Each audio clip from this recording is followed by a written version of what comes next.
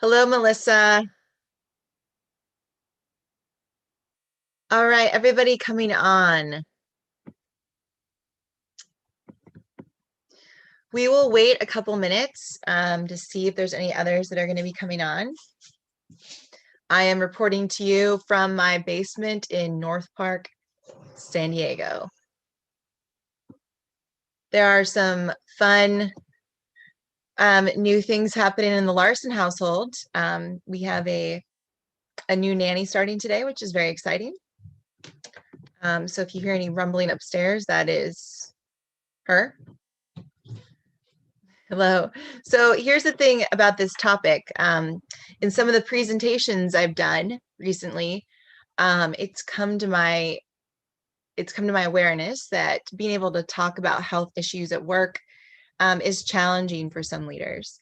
And so that's what this is about, in particular with veterans, that with a focus with our work with Movement Rx, we have been able to work with many veteran groups and organizations. And so kind of want to bring to life how to make these conversations possible. Yes, downstairs office is great. And all right, so this is important. And I think sometimes maybe not necessarily a popular conversation, but a conversation nonetheless that we're going to have today. If you, just a little housekeeping before we get started, if you want to be part of, we've got a clubhouse going on at noon. So my colleague John McCaskill and I are running a veteran health and wellness clubhouse conversation at noon today, and we're going to be teaching a mindfulness and movement experience. So in the first 15 minutes, and then opening the floor to anyone who wants to share how that impacted them, or things that have helped them in their well-being.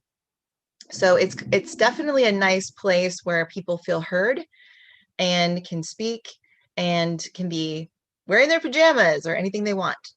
So let's get this party started.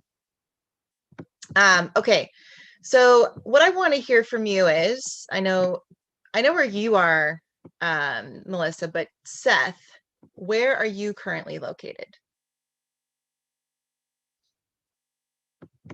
Go ahead and share in the chat. Houston, Texas. All right.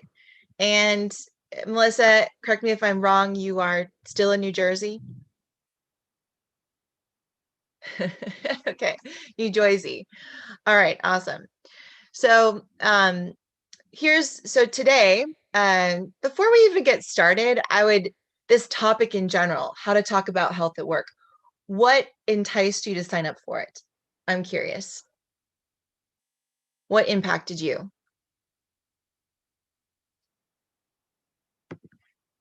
Go ahead and share in the chat too. Because there are few people in this, we could have done a meeting, but it's okay. Just go ahead and share freely. This can be a open conversation. Let's see.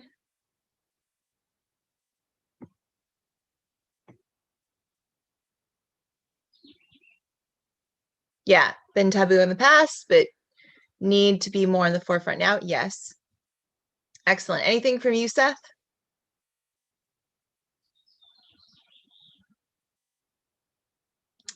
Let's see here. 1 second.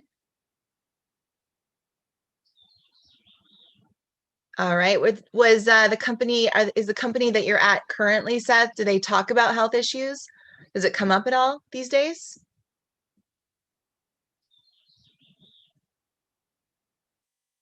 Okay.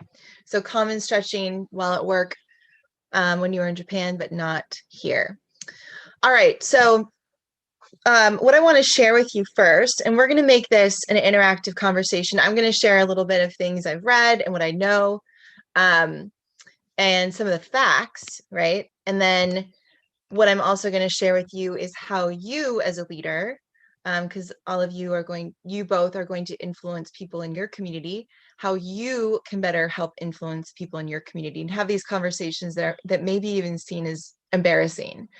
Because sometimes health can be embarrassing for people. Let's just face it. And I'm a health professional.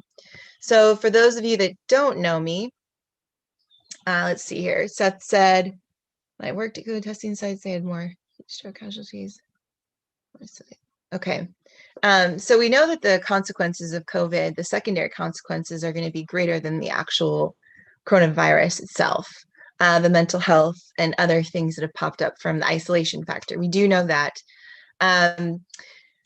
But so what I've found in some of the presentations I've given to employers themselves is that emotional and physical health are important to them. At least 78%, I've taken a poll, 78% of the leaders I've talked to believe that emotional health before physical is still important, is really important for their employees. But when I asked them, are their employees asking for it? 22%, they said 22% are not. So the majority of employees are not actually asking for emotional and physical health opportunities, whereas the employers feel like they need to offer that to their employees. So I probably just confused you with that. So leaders know that their people need it more lately, more than ever, but employees themselves may not be asking for it. And what we know is that people don't know what they don't know. So oftentimes people lose when they start to lose their health, right? Or start to, when something becomes wrong is when they become aware of it. When there's pain, when there's a burnout, when there's a blow up, that's when they start paying attention. When, that's kind of, when we think of the analogy of an arrow trajectory, shooting an arrow or shooting a gun even, right? The trajectory of the arrow is what we want to focus on versus where the arrow hit. So if someone has a burnout, what was the trajectory of that? What was going on? How was that person sleeping? How is that person eating? How is that person exercising? Things like that. Does that person actually like their job? Like, how are they handling stuff at home? Things like that. So there is a little bit of a disconnect. And there is a way to help create that connection. And it has to start with the leadership. It has to start from the top down. And so there was an article that just came out in Forbes magazine, actually. And I really liked this article because it really shed light on the fact of, the productivity costs of people not taking, of companies not focusing on well-being is significant, like the productivity loss. Now more than ever, companies need to be focusing on it, like the well-being of their employees more than ever. In some of the organizations we work with, so as a veteran, thankfully, there is like the veteran ERGs and veteran support groups. But in some of the big organizations we work with, while there are veteran ERGs, there's like no real connection point for the veterans. So, thankfully with the pandemic, this is coming to light that well-being is important. And so what I want to share with you is some of the data that this article and some of these other articles I've read talk about, and it might resonate with you. So in this Forbes article, there's a quote: "The real opportunity here is to invest in improving people's well-being, making work additive to employees' lives by providing a sense of usefulness, progress, collaboration, and fulfillment increases the effect of those traditional talent strategies exponentially. When people feel rested, nourished, safe, and that they belong, they're able to achieve peak performance, which has been shown to increase productivity by 500%. Trust grows among teams of people who are well, and that reduces the drag of stress and burnout and increases team performance in terms of collaboration and efficiency." Now, you that are on, would you agree with this statement? Would you agree that when people's basic needs are met, they're safe, they feel like they belong, they feel cared for by the employer, that their productivity is better, their impact is better in the company? I'd love to hear your thoughts.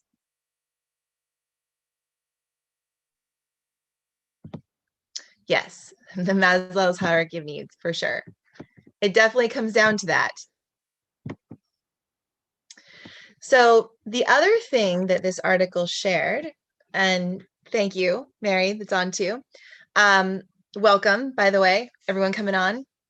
So the other thing this article said is, talk to leaders specifically. And in my work, I do that. I have to talk to leaders in organizations. Oftentimes when I go to sometimes middle management level, right? Not necessarily they're decision makers, but not top level decision makers.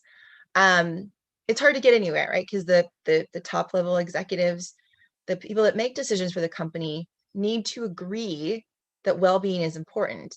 And usually the ones that do agree that well-being is important is the ones that actually apply it to their own life. So this article actually from Forbes actually did talk to leaders specifically. So leaders take note, while 70% of you believe you provide good access to health and wellness benefits and support, only 23% of your employees agree.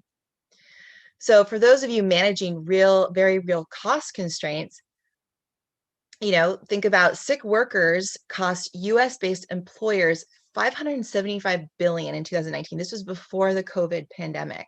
So imagine what they're going to be in 2020. And so finally, the last quote I'll give you from this article, employees who are well perform better. And actually our tagline at Movement is get better faster. They show up ready and able to work, leading to 6 times return on wellness investments.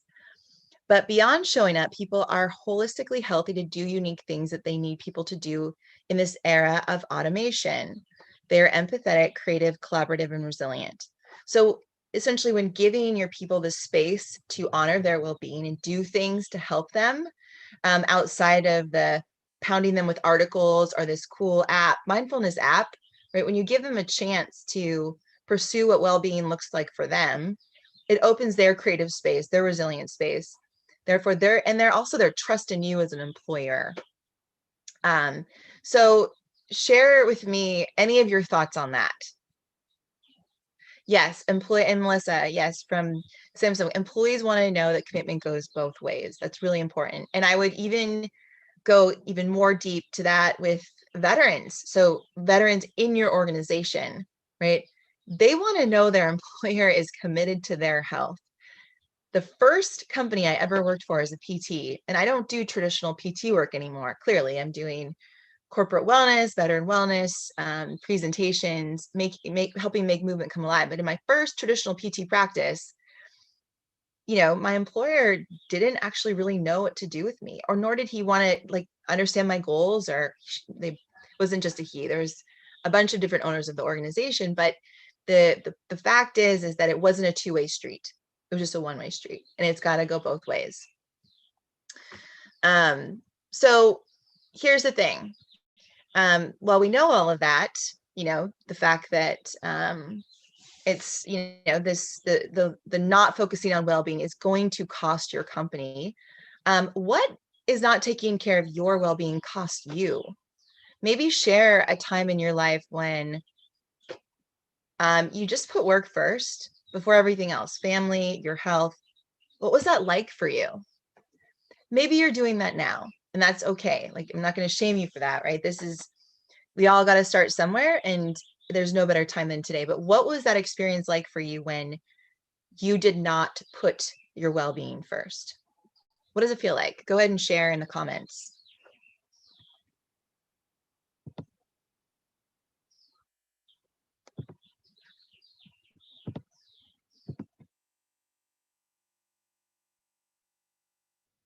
So you put college ahead of health and military too, and it didn't end well for anyone. Right. And so maybe, Seth, if you're open to sharing, what were maybe some of the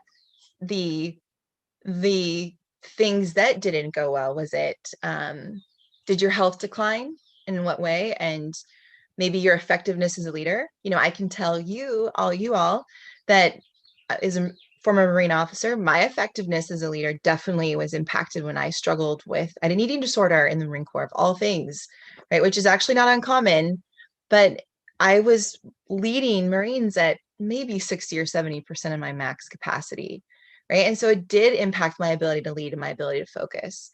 And I also just wasn't enjoying life. And now that I've come a long way since then, but it's definitely a daily decision. And then Seth says, when I put off school in my second year, and would even skip classes so I could work out and focus on diet, my grades were better. Okay. Yeah. So when you do, sometimes it is there's a well, I wouldn't even call it balance. There's a way we got to ride, right? We've got a lot of responsibilities. School is a big responsibility. Sometimes your work requirements, your work stresses are huge, responsibility. And when you're doing big things in life, you're bound to not be able to complete all the tasks that you set out to do in a day, or all the commitments that you said you would commit to. But what's really important is that when you do honor that integrity, doing what you say you're going to do. So you've got class to go, but you skipped class to be able to take care of yourself. Well, all you got to do is make sure that you make up that work in the class. So good on you for doing something healthy. And then good on you for actually making yourself focus on, you probably had better focus in the studies that you did in school. If you take, instead of doing an hour lunch, your manager wants you to, work at lunch, or you just feel because you're in this blended environment, you have to work at lunch. Do you really have to work at lunch? Or can you take at least 30 minutes of that lunch and go for a walk, be off your phone, maybe even eat lunch while you're walking, be away from the computer, and then come back and do the work you need to do? I don't believe anyone here is an emergency room doctor. So being able to take some time, like I run a PT practice, health and wellness practice. Like I'm not on call 24/7. There is no need for me. There's no reason I can't get up and move for 10 minutes. Melissa says the team cohesion breaks down and become resentful and often lash out without realizing it. And the team feels the brunt of it without knowing the cause. And that poisons their experience as well. And yes, so I get that, Melissa, and I am right there with you, sister. My team, we are all remote, but my husband and my kids get the brunt of it, unfortunately. And I'm thankfully really aware of that now. If I've had a really stressful week and I haven't put the things that honor my well-being at the forefront, then my mental health goes down and it starts to come out in anger or just being short with people. So I think that the thing here that we need to realize as leaders on this is that you're aware of it. The first thing is just being aware of it. But here's the thing of here's what I want to share with you about now having those conversations with your employees, because Melissa, that experience is not uncommon that you're having. Seth, your experience is not uncommon either. And Mary, go ahead and share if you like. But the way that you can now build even more trust in your team is through these couple principles that I'm going to share with you. And I actually did a TED talk on what I call the love principles. This was like 4 years ago. But I'm going to share 2 of those principles with you because they are the love principles are LOVE, the acronym, lead you first, the use of oxygen, vulnerability, and elasticity. Now, I'm not going to nerd out with you today on oxygen and elasticity. That's for another time. But the lead you first and vulnerability is what I want to share with you today. So the fact that you all shared with me where your holes in your well-being, how those affect you and impact you, right there, you've already identified some of the holes where your well-being is impacted. So being able to share that then with your team is huge. Like, it's huge. Like, just being able to be open and vulnerable to say to your team, look, I'm having a tough week. I actually haven't put my well-being first, and I am occurring is very short, or I feel like I'm occurring is very short. I'm going to do better. Like, let me, whatever you need to do, but be open about sharing that with your team.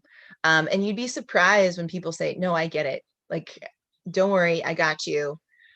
Or, if you know that you're getting to be resentful and feeling like overwhelmed, share someone with on your team that you can trust and say, look, this is what's going on. Can you help me out a little bit here? Can you give me some guidance, or can you cover me here in this situation? Or I'm going to need to take a little bit of time. I got to get my well-being straight.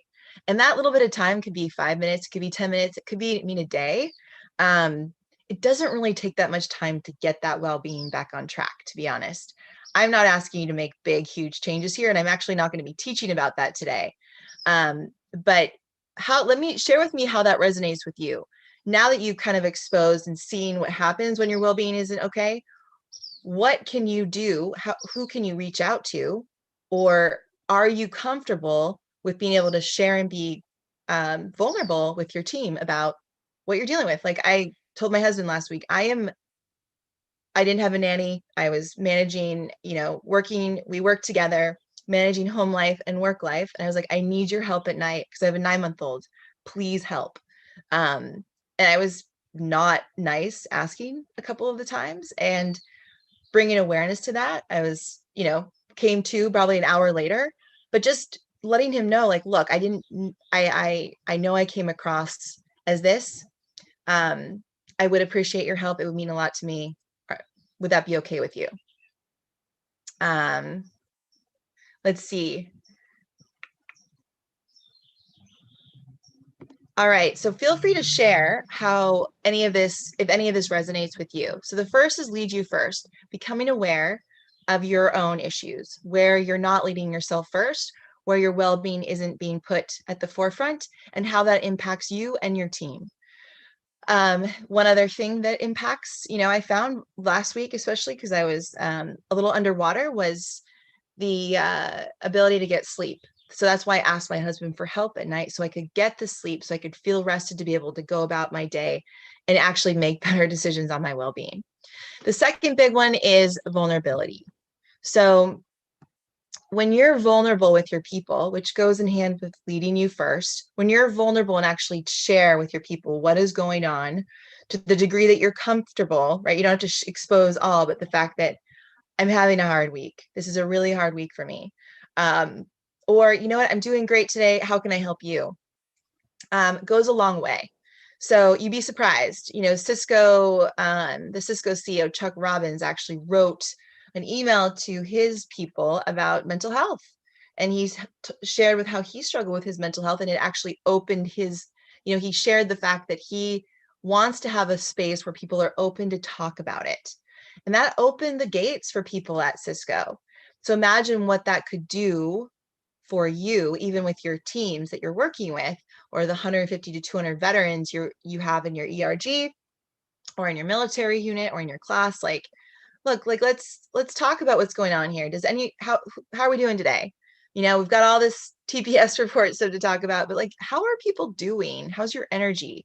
It's a pretty common practice at Movement RX now, is like, how's everyone handling the stress of things that are coming up? We just had a government proposal that we submitted. Those can get a little nuts. How's everyone feeling? A little sleep deprived. Okay, let's take an easy week next week. Those little conversations that take 2 minutes, and sometimes if people want to share, maybe 10, but it goes a long way to helping people feel welcome. So something I wanted to share with you all is that, so you got the lead you first, exposing the holes in your own life and where you don't where you don't put your well-being first, and how that impacts you. And don't forget that. So on the weeks that you can feel it coming on, or you can feel that you're lagging in that area, just remember what it feels like to not take care of yourself. Kind of get ahead of it. Do what you have to do to get ahead of it. Ask for help in areas to help you stay on top of it. Hey, I need help at night. Can you help me with this report? I have no idea what to do here. Give me a little more time. Goes a long way. And I've been one, yes, my husband, I am one to throw out all considerations of what people think of me, because, hey, this is life. We only have one, and life is too short to not share with people you love, especially, or you care about, what you need, and ask them what they need from you. And the second one is being vulnerable. I love this Brene quote about being vulnerable, and we're gonna end here in a second, and I actually want to get some feedback. So vulnerability is about creating connection. And she defines connection. This is Brene Brown. I define connection as the energy that exists between people when they feel seen, heard, and valued, when they can give and receive without judgment, and when they derive sustenance and strength from the relationship. You as a leader can create that in your organization. You have the power to create that kind of culture. And it doesn't all have to be you, though. You can create start having the conversations, maybe at the beginning of each week, at the beginning of a meeting that you have on Monday, or at the end of a Friday, whatever it is. Doesn't have to be every single day. But the other thing is allowing your community to bring in a wellness opportunity that will give your community a chance to connect, right? So actually a lot of the leaders in this Forbes article, it was talking about, and we're pretty aware of this, talking to different leaders from large and small organizations, the wellness articles and support that's sent out oftentimes through the wellness coordinator or HR oftentimes aren't utilized and so think about, well, there's money wasted there, but offer them something that employees need and that they are asking for. And oftentimes exposing them to something like John and I oftentimes coin our seminars as more performance enhancers, productivity enhancers, mindset training, like more on the offensive side versus defense, right? It oftentimes gets more attention because we're not just focusing on mental health here or physical pathologies. We're actually focusing on getting ahead of those and how can we improve our energy? How can we improve our productivity? How can we have more fun? Oftentimes those things can be more attractive to people. So you give people what they want as well as what they need. And John and I actually have a great seminar called the Mindfulness and Movement RX seminar. And I'll put that in the links in the comments. You can check it out for your employees if you're interested. But now I'm going to open up the floor. So how did that impact you, being vulnerable, leading you first? And did anything, if there's anything you want to share based on what I said, please do. And I'm going to read some of these comments here. So Melissa said, old school said, keep work and personal separate, but when we spend so much time at work, it's nearly impossible to do. Very true. My team connects with the fact that they see me as a human, and I get them at a level other managers don't by allowing them to get personal. It's okay to be open or close meeting with a non-work related. That's awesome, Melissa. Wait, that's awesome. That's very good. Seth said, but people not coming around a united mind background will think of themselves too much to achieve critical thinking. They'll undermine efforts to check on each other. Why does it matter if he's tired? We have a job to do. So yes, I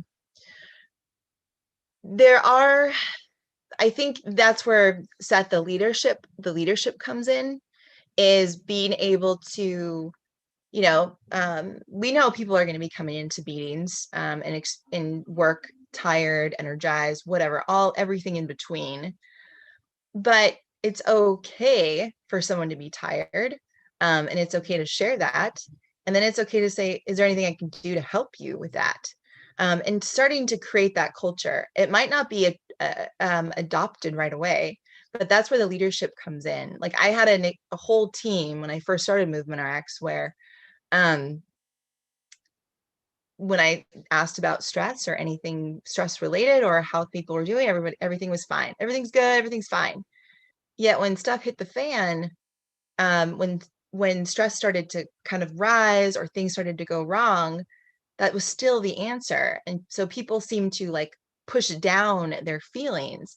And as we talk about in our seminars, when you push down your feelings and not bring them to the surface and actually share them with people that you trust, they start to lift weights and get stronger.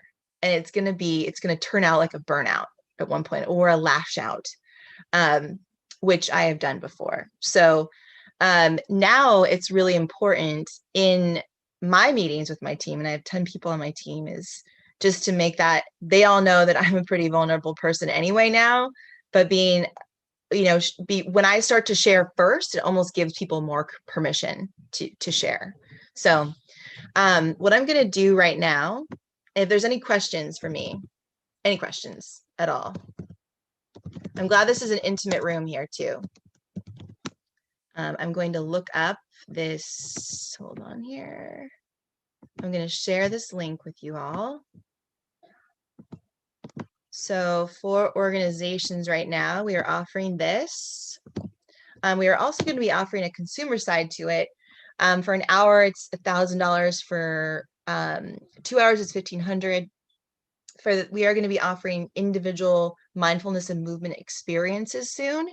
So for people who are in organizations where they don't want to wait for the organization to buy into this, we're going to bring it to the people. And we will be launching that in May. We're going to call it Mindful May. So, all right. I want to open the floor up to any questions. Melissa, thank you for chiming in. Seth, let's see. Hold on here. Let's see you all. Let's see. Mary, go ahead and talk. You raised your hand. I'm going to let you talk. Go ahead and unmute yourself. Hi. Hello. Well, I don't know if I'm in the right place or not because I'm not in a leader position at this point in my life. But It's okay. I mean, I agreed with you because I was having some difficulties with my hand recently and not being able to meet production. And I was afraid to talk to my manager about it because I was afraid that it would be held against me. And I looked up in the handbook and it said, you know, to open up a ticket for whatever. And I did, and they got with me, and everybody's been great working with me. And I have found a holistic thing on the side that ended up, I have been pain-free and my hands have not been stiff for a month. And my production has gone it's gone great. So since then, and in fact, I had a coworker come out today and said, "Hey, I just wanted to let you know you're really rocking it on your job. You don't know how easier you're making my life being." And I was just like, "Oh, that's awesome, Mary." Yeah, so I can totally relate. Well, that's a powerful story too. I mean, I know Melissa on here is in a leadership, more management role too. And, you know, Melissa, feel free to speak up on how, you know, what would it be like if someone like Mary came to you and talking about having, you know, like some of the issues we see with the wrist is carpal tunnel. It can come from the neck. You know, I mean, Mary, just from my standpoint, I think maybe this gives you a little bit more confidence to trust in your team now that they actually do care. Mm-hmm. And that if something did pop up again with you physically, or you feel like, you know what, I'm just not feeling good this week, or, you know, I need a little bit of time or a little more attention to self, feeling a little burnt out, would you now be willing to go to your leadership? Sure. That's awesome. And what company are you in, Mary? If you don't mind my asking. Zovio. Oh, okay. Zovio. We've met in person then, I'm sure. We have. Well, thank you. You know, I'm better with faces than names sometimes, but it's good to see you on here, Mary. And I definitely miss working with Zovio. Enjoyed it a ton. And thank you for sharing. Yep. Thank you. Anyone else want to share before we sign off here?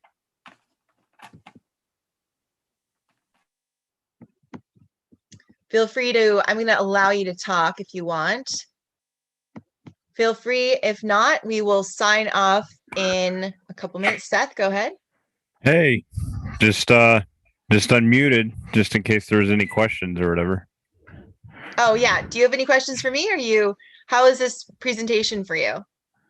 I like it a lot. I like a lot of the stuff you do. Obviously, obesity's a pretty big problem in the country.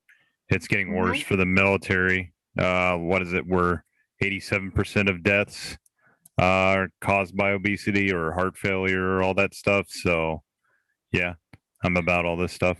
What service branch? I've seen you on LinkedIn a little bit, Seth, and I haven't stalked you yet, though. What branch are you in? Just a army grunt, just regular guy stuff. Army grunt. Yeah. Melissa, you're not going to give him a hard time, are you?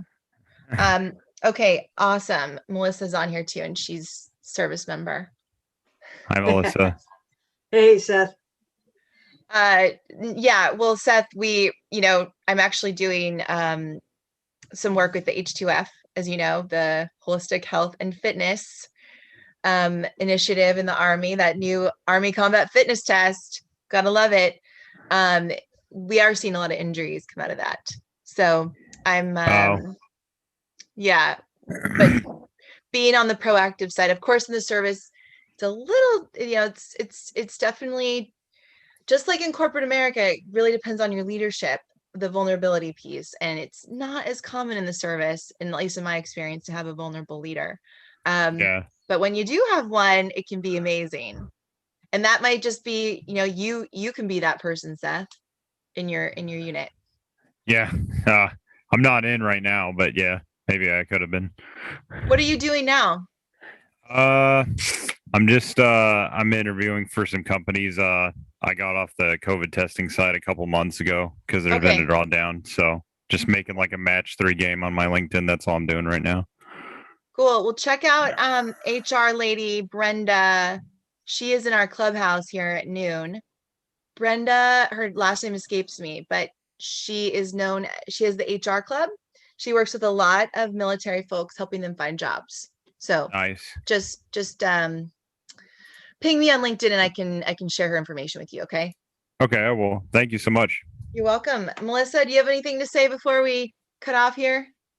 Just appreciate it. It was a great session, so thank you. Good. Yeah, I felt through the presentations, we give, sometimes having these harder conversations or kind of diving into specifically why leaders have a hard time having these health conversations or being vulnerable. While they're not popular, they're needed. And that article that I will actually put in the comments right now for you all to check out was spot on. My colleague John McCaskill shared it with me, and it kind of sums up what him and I have been teaching to, sharing with companies that we're looking to work with or want to work with, because while there is a ton in the wellness industry out there, it's like, well, are people actually using it? And then thankfully, Melissa, you're on here, but getting to work with veteran ERG groups is really where we have the strongest affinity, because veterans, if you take care of your veterans in an organization, they will go to hell and high water for you. Like, more so than any other community I've ever met. I'm a fellow veteran. I'm a veteran, right? Fellow veteran. I'm a veteran, just like many of you on here. And, if a company takes care of me, you're going to get so much out of me. And so, Melissa, I'm excited to be working with you and your group. But we're looking to continue to do this in other organizations that hire veterans, like Zovio hires veterans. We got to thankfully work with them, Ashford University, FedEx, some of these other organizations, right? It's really important. They deserve to be included too. And I've never met a more committed group of people who will work hard for you than the veterans, if you take care of them. And that goes for really anyone, but especially the veteran community. So I'll leave you all with that, and enjoy the article. Check out the seminar, and be on the lookout for our, if you're not part of a company that's offering anything right now, be on the lookout for our consumer experience coming out soon that John and I are going to do, that's similar to this seminar, but now offers a mindfulness challenge and a movement challenge that really doesn't take you much time to do every day, but at least you can be part of our community and start kind of growing some motivation, and get more attentive to how you move and how you think on a daily basis. So stay tuned. Follow me on Instagram, or not on Instagram, LinkedIn, forget about Instagram. Go on Clubhouse for sure, especially if you'd like to hear what other veterans have to say, other leaders have to say in the health and wellness space. Check out our website, movementrx.com. And I appreciate you all being on today. Have a wonderful day.